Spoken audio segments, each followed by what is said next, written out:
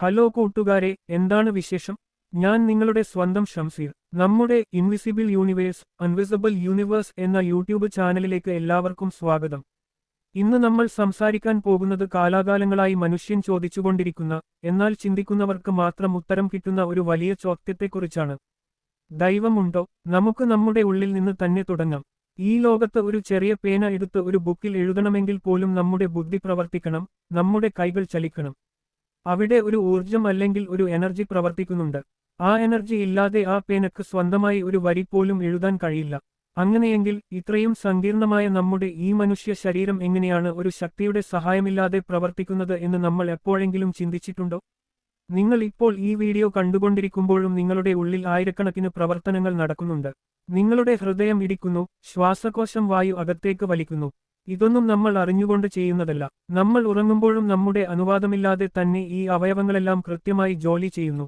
നമ്മൾ കഴിക്കുന്ന ഭക്ഷണം വയറ്റിലെത്തിക്കഴിഞ്ഞാൽ അതിനെ എങ്ങനെയൊക്കെ ദഹിപ്പിക്കണം, അതിലെ പോഷകങ്ങൾ ശരീരത്തിന്റെ ഓരോ കോണിലും എങ്ങനെ എത്തിക്കണം എന്ന് നമ്മൾ പറഞ്ഞു കൊടുക്കേണ്ട ആവശ്യമുണ്ടോ? ഈ ലോകത്തെ ഏറ്റവും വലിയ കെമിക്കൽ ഫാക്ടറിയേക്കാൾ കൃത്യമായിട്ടാണ് നമ്മുടെ ഓരോ അവയവവും പ്രവർത്തിക്കുന്നത്. നമ്മൾ ശ്വസിക്കുന്ന ശ്വാസം പോലും നമ്മുടെ കഴിവല്ല, മറിച്ച് നമ്മുടെ ഉള്ളിൽ പ്രവർത്തിക്കുന്ന ആ അദൃശ്യമായ ഊർജത്തിന്റെ ഫലമാണ്. ഇനി നമുക്ക് ചുറ്റുമുള്ള ലോകത്തേക്ക് ഒന്ന് നോക്കാം.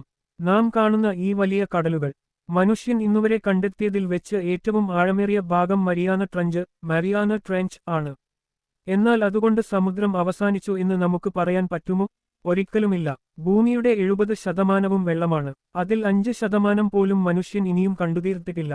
മനുഷ്യന്റെ സാങ്കേതിക വിദ്യക്കോ ബുദ്ധിക്കോ എത്തിപ്പിടിക്കാൻ പറ്റാത്ത എത്രയോ ആഴങ്ങൾ ഇനിയും സമുദ്രത്തിനുള്ളിലുണ്ട്. സ്വന്തം ഭൂമിയിലെ കടലിന്റെ ആഴം പോലും പൂർണ്ണമായി മനസ്സിലാക്കാൻ കഴിയാത്ത മനുഷ്യൻ എങ്ങനെയാണ് ദൈവമില്ല എന്ന് വാദിക്കുന്നത്? കണ്ണുകൊണ്ട് കാണാത്തത് കൊണ്ട് ഒരു കാര്യം ഇല്ല എന്ന് പറയുന്നതിൽ എന്ത് യുക്തിയാണുള്ളത്? ആ ആഴക്കടലിലെ ഇരുട്ടിലും ജീവിക്കുന്ന കോടിക്കണക്കിന് ജീവികൾക്ക് ആഹാരവും സാഹചര്യങ്ങളും ഒരുക്കുന്ന ഒരു സംവിധാനമുണ്ടെങ്കിൽ അതിനു പിന്നിൽ തീർച്ചയായും ഒരു വലിയ ശക്തിയുണ്ട്. നമ്മുടെ ബുദ്ധിയിൽ ഒതുങ്ങാത്ത അത്രയും വലിയ രഹസ്യങ്ങളാണ് ഈ പ്രപഞ്ചത്തിൽ ദൈവം ഒളിപ്പിച്ചു വെച്ചിരിക്കുന്നത്.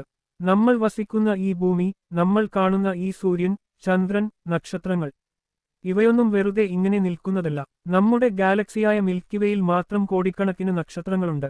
ഇങ്ങനെയുള്ള ശകോടിക്കണക്കിന് ഗാലക്സികൾ വേറെയുമുണ്ട്. ഇവയൊന്നും തമ്മിൽ കൂട്ടിമുട്ടാതെ കൃത്യമായ പാതയിലൂടെ സെക്കൻഡിൽ കിലോമീറ്ററുകൾ വേഗത്തിൽ സഞ്ചരിക്കുകയാണ്.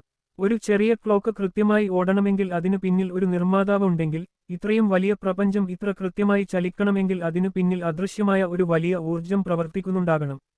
ദൈവം എന്നത് നമ്മുടെ ഒരു ചെറിയ മനുഷ്യബുദ്ധി കൊണ്ട് അളന്നു തിട്ടപ്പെടുത്താൻ കഴിയുന്ന ഒന്നല്ല. അത് പ്രപഞ്ചത്തിന്റെ ആകെത്തുകയായ ഒരു മഹാ ഊർജമാണ്.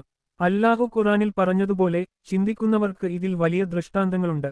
നമ്മൾ ചിന്തിച്ചു തുടങ്ങുമ്പോഴാണ് സത്യങ്ങൾ മനസ്സിലാകുന്നത്. നമ്മുടെ കാഴ്ചപ്പാടിൽ എല്ലാം തനിയെ നടക്കുന്നു എന്ന് തോന്നുമ്പോഴും ആ ഓട്ടോമാറ്റിക് സിസ്റ്റത്തിന് പിന്നിൽ പ്രവർത്തിക്കുന്ന ആ എനർജി തന്നെയാണ് ദൈവം. നമ്മൾ ശ്വസിക്കുന്ന ഓരോ ശ്വാസവും, നമ്മുടെ ഓരോ ഹൃദയമിടിപ്പും ആ ദൈവികമായ ഊർജത്തിന്റെ തെളിവാണ്. ഈ സത്യം തിരിച്ചറിയാൻ നമുക്ക് അല്പം ചിന്താശേഷി മാത്രം മതി. നിങ്ങൾ ഈ വിഷയത്തെക്കുറിച്ച് എന്ത് ചിന്തിക്കുന്നു?